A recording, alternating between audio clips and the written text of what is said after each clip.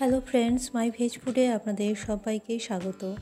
আজকের আমার রেসিপি এঁচোড় কারি, সম্পূর্ণ নিরামিষ আর একটু অন্যরকম স্বাদের আজকের রেসিপি ভালো লাগলে আমার চ্যানেলটি অবশ্যই সাবস্ক্রাইব করে আমার পাশে থাকবেন। এর জন্য নিয়েছি একটা এঁচোড়টা টুকরো করে কেটে নিয়েছি আর জল দিয়ে ভিজিয়ে রেখেছি। আর নিয়েছি 4টে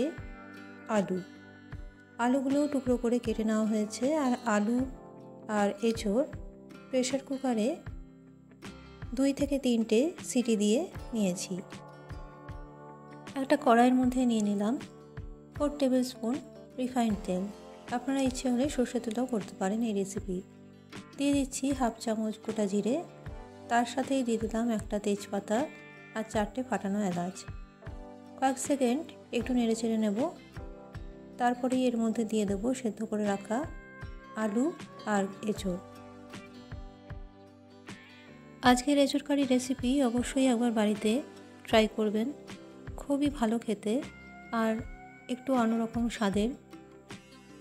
এবার আলু আর এঁচোড় খুব ভালো করে নেড়ে চেড়ে এর মধ্যে দিয়ে দেবো কিছু মশলা। দিয়ে দিচ্ছি স্বাদ মতো লবণ, হাফ চামচ হলুদ গুঁড়ো, আর দিয়ে দেব হাফ চামচ জিরের গুঁড়ো। এখানে আমি ধনের গুঁড়ো ইউজ করছি না, আপনার ইচ্ছে হলে সামান্য ধনের গুঁড়ো দিতে পারেন। এর মধ্যে দিয়ে দিলাম হাফ চামচ লঙ্কার গুঁড়ো আর হাফ চামচ কাশ্মীরি লঙ্কার গুঁড়ো। এবার খুব ভালো করে নেড়ে চেড়ে নেব। এখানে বলে রাখি, আমার চ্যানেলের সব রেসিপি সম্পূর্ণ নিরামিষ আর আমার ফেসবুক পেজ মাই ভেজ ফুড আপনারা ফলো করবেন। আজকের রেসিপি ভালো লাগলে একটা লাইক অবশ্যই করবেন আর কমেন্টে জানাবেন কেমন লেগেছে। একটা ঢাকা দিয়ে ঢেকে রাখছি প্রায় 1 মিনিটের মতো। 1 মিনিট পর ঢাকা সরিয়ে একটু নেড়ে চেড়ে এর মধ্যে দিয়ে দেব গ্রেট করে রাখা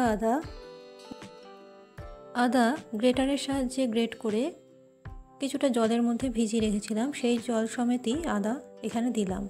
আর দিয়ে দিচ্ছি টমেটোর জুস বা টমেটোর রস। এখানে 4 টেবিল স্পুন টমেটোর জুস আছে। খুব ভালো করে এবার নেড়ে চেড়ে দেবো। এঁচোড় কারি আমি যেভাবে করেছি আপনারা সেইভাবে একবার বাড়িতে অবশ্যই বানিয়ে দেখুন, খুব ভালো লাগে খেতে আর সম্পূর্ণ নিরামিষ আর বানাতেও খুব একটা ঝামেলা নেই। একটা ঢাকা দিয়ে ঢেকে রাখলাম প্রায় 1 মিনিটের মতো। 1 মিনিট পর ঢাকা সরিয়ে এর মধ্যে দিয়ে দিচ্ছি হাফ গ্লাস জল।